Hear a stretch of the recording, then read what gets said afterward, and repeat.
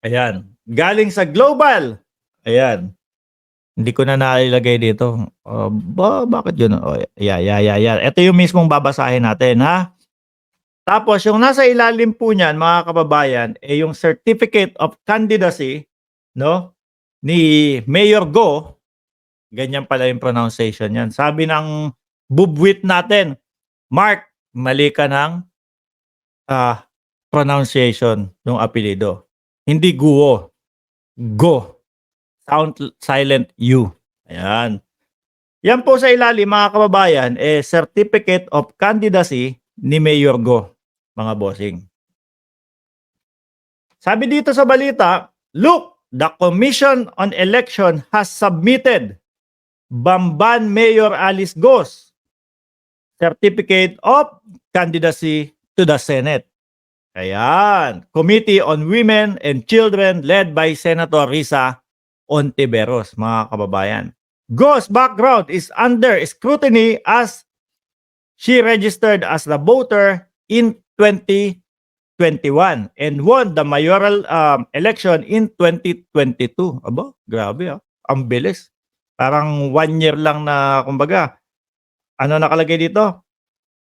Registered voter siya noong 2021 tapos nanalo nung eleksyon ng 2022. Despite lacking a political background, hindi nga daw po nagbarangay tanod, barangay kapitan, hindi naging konsehala. So kumbaga kasi mga advantage din po 'yun, mga bossing, eh. No, kapag ka ikaw tumakbo ng ganito, nakikita ng taong bayan yung serbisyo mong ginagawa. Nakikita ng mamamayang Pilipino, si ba pangalan niyan? Si Alice Go. Magaling 'yan kasi nag-ano 'yan, nag-konsehal, nag-congressman, naipakita talaga yung serbisyo sa taong bayan. O, 'di ba? So walang background na gano'n. Tuloy. Question arise about her nationality as her father's real name is Jian Zong Go. Jian Zong Go pala, no? Kahapon kasi nasabi natin Jian Jiang. So pagkakarinig ko gano'n, eh. Ang spelling nung pangalan ng tatay is Jian, tapos space Zhong, and then yung apelyido na Go, Guo. O yan, Chinese na Chinese. Jian Zong Go. May na, habang binabanggit ko tong pangalan, may naalala ko. Bumati sa China. Xinjiang, Zhenjiang, Zhengzhou. Ma'am, ano po ang comment niyo sa West Philippines? No comment. Ay, nako. With the English name or Filipino name, Angelito Go, being his Filipino name. So ito po, yung Certificate of Candidacy na sinubmit niya, mga kababayan, doon po sa Commission on Election o COMELEC, isasubmit po, no? Kay Senator Risa Ontiveros. Mas malalim po ang malalaman dito, ano? Mas malalim po ang mga makikita at malalaman ng taong bayan dito. Ano kaya ang dito, mga kababayan? Pilipino kaya talaga ito? Or half Chinese, half Filipino? Or sabi doon sa isang balita, Chinese and half American. Sabi naman ni Victor Manuel, baka anak yan ni Bongo. Di ba? Nandiyan ba si Bagong Lipunan? Nandiyan? Hindi ko nakita, ano? Nandiyan si Kaloy. Lumagpas kasi binabasa ko po ito, eh. Ayan, pang 566 si Joel Depano, ayan po, no? Natawa ako ng konti, Boss Mark. Anyway, mga kababayan, ito mas malalaliman pa po 'to, mga bossing. Kasi sa Certificate of Candidacy, meron diyang mga impormasyon na pwede silang malaman. 'Di po ba? Meron, shout out kay Bagong Lipunan, nandiyan pala. Pang 610 si Cynthia Felix. Sa Certificate of Candidacy, mga kababayan, mas madami pa pong makikita na impormasyon. Dahil nga ang hirap maghanap ng impormasyon kay Mayora, no? O ganito, sino ang nanay mo? Hindi ko po siya nakasama. Pero nung balita, meron pa siyang birthday greeting doon sa kanyang ina. Tapos pagkatapos po yata nung Senate hearing, binura daw po, ayon po doon sa balita kahapon na Net25. Binura. Ibang klase ano. Kaya sabi ko, ako pagka nagkataon na nagkaroon ako ng puhunan, ang una kong gagawing business is babuyan. Ayan. Ano po, pero, totoo po mga kababayan, yung mga kapwa natin, mga kapwa Pilipino natin, mga boss chief amo sir, na magbababoy, magtitilapia, mangingisda, madadami pong pera 'yan mga kababayan. Madadami po, malalakas po talagang kumita yang mga 'yan 'no. Kung makikita mo lang at maaamoy mo, medyo malansa dahil nga po dun sa kumbaga, dun sa mismong, pinagtatrabahuhan nila palengke, eh, 'di ba? Tapos yung lansa nung baboy, lansa nung, mga karne, nandun po. Pero madami po. Kaya lang hindi aabot mga bossing, feeling ko lang, parang ang hirap makabili ng helicopter na worth 138 million, no, point six na helicopter kung gano'n yung negosyo mo. Unless kung talagang siguro yung buong Bamban, punong-puno ng ano yun, baboy, mga kababayan. 'Di ba? Sabi ni Ma'am Chris Rose, balak mong bumili ng chopper, Mark. Diyos ko po, chopperon. Mukha nga tayong chopperon, bibili pa tayo ng chopper, 'di ba? Eto pala, sabi ni Ryan Malabo, buong SMNI na pala tinitira si galit po yang mga yan. No, tingnan mo tatanda yang mga yan agad-agad. Maiinit ang ulo, eh. Ang hirap ano 'no, ang hirap, ang hirap ipagtanggol si dating Pangulong Duterte ngayon mga kababayan. Umaabot sa makakasuhan po, mga boss, chief, amo, sir. Eto nga 'no, tungkol diyan kay Mayor Alice Go, mga kababayan, may bubwit tayo. Eto, sinabi ng eto, maririnig niyo 'to mga kababayan bukas 'no, sa mga balita, mga bossing. Bukas niyo maririnig ito. Dahil binabasa ko, eh. Hindi ko maipakita sa inyong gano'n, eh, kasi makikita yung pangalan, hindi ko pinaghandaan, eh. Basta eto lang, sabi niya, "Bukas niyo maririnig 'to, mga kababayan." Kumbaga, mga bossing, eto, hindi pa ito nalabas sa sa media, ang info na ito. Sabi po 'no, si Mayor Go ay Pilipino daw po 'no, at birth, kumbaga, mga bossing, pinanganak dun sa bahay nga sa Tarlac, ipinanganak ng isang komadrona. Ayan daw po.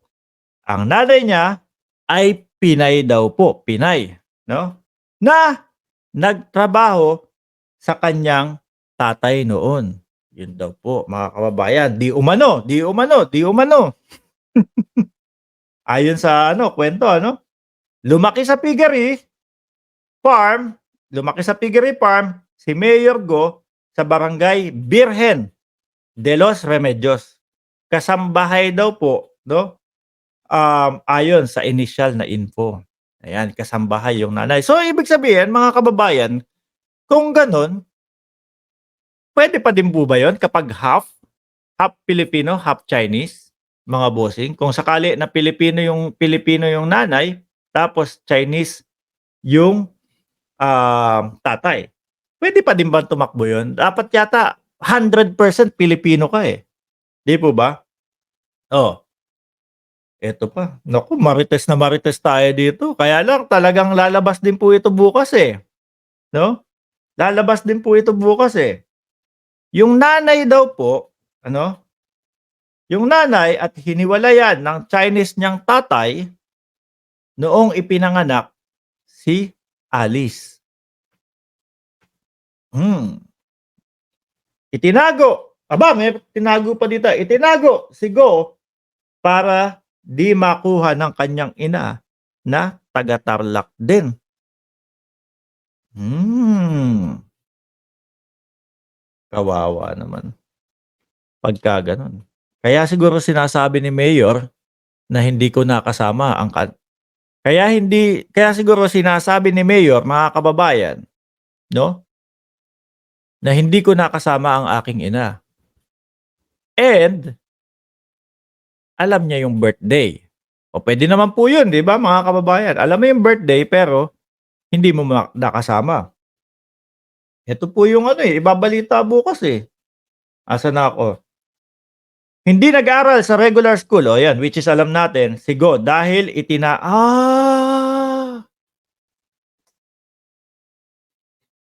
hindi siya nag-aral sa kasi 'di ba mga kababayan, doon sa Senate, ano po, doon sa Senate, mga bossing, sinabi doon is homeschool, mga bossing. Kaya siguro hindi in-enroll, no? Hindi nag-aral sa regular school si Go dahil itinago siya ng tatay niya, kaya tutor lang ang nakasama niya. Pwede, kumo-connect. Ano po? Noong lumaki siya at naging 17, umuwi na ng China ang tatay. O Chinese nga talaga. At naiwan sa kanya ang piggery, lupain at nito at naiwan sa kanya ang mga lupain at piggery nito sa Banban. Dahil ipinanganak sa bahay, wala siyang record, kaya nagpa-late registration siya. O yun, mga kababayan. Eto na lang iiwanan ko po sa inyo mga bossing, Chief Amo Sir, no? Kasi ako, 100% lalabas ito sa news bukas, mga kababayan. Sigurado po ako diyan, no? Pero kayo, kayo na po ang bahala kung maniniwala kayo sa akin, mga bossing. At eto pa, meron lang hinihintay. Meron lang hinihintay para makita talaga, mga bossing, kung ano talaga yung pagkatao ni Mayor Go, mga bossing. Ayan! Magkano ba helicopter tapos piggery lang ang business niya dati, sabi ni Sir Francis Cayetano. Yun nga po yung helicopter niya po is 138 million point 6. Tapos na ayon pa po sa balita mga kababayan, ayon pa po sa balita mga boss Chief Amo Sir, kumbaga ibinenta niya na daw po yung helicopter sa kumbaga sa isang kumpanya or whatever, blah blah blah. 'Di ba? Tapos yung merong isang wanted na hinahanap at hindi mahanap na kumbaga parang kasosyo po yata ni Mayor sa negosyo. Hindi mahanap, kumbaga natutukoy na kung saan yung lugar kaso biglang nawawala kasi daw po palipat-lipat ng lugar.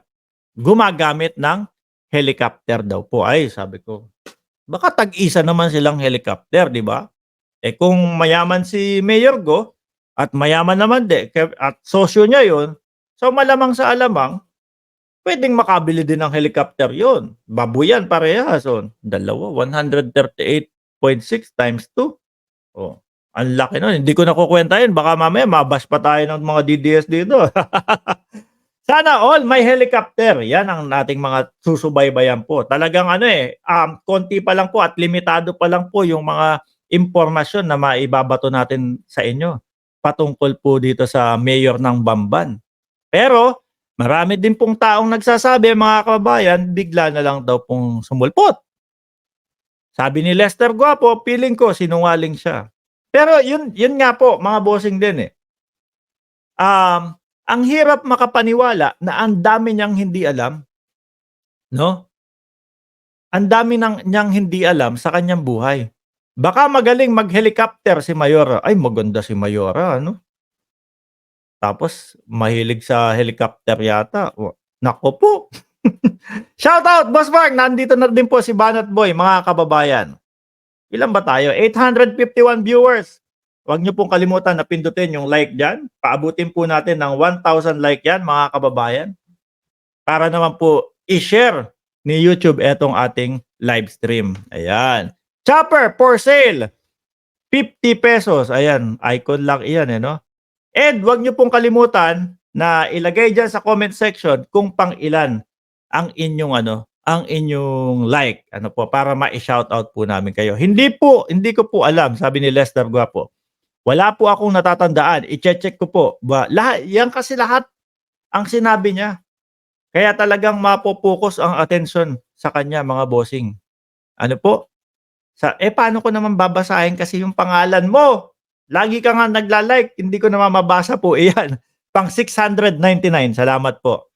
Anyway, mga boss, chief, amo, sir, Iya Lasso, ako'y magpapaalam na po, no?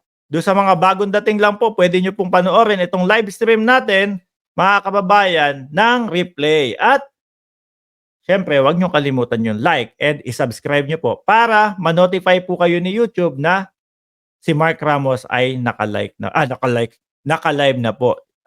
Shiro Kanzaki, papatrabaho ka sa kanila yang dito yata kaya ko yan eh. Kaya ko yan. Asan ba yan? Asan si Shiro sa ayun. Kaya ko yan dito, alam ko. Oh. Oh, yun. Oh. Oh, ha? Oh. Sabi sa inyo marunong akong maglagay eh. Maraming salamat. Eh bakit si Banat Boy ganun? Oh. Oh. Marunong ako niyan. Oh, yun oh, 'di ba? Maraming salamat po and God bless po sa ating lahat.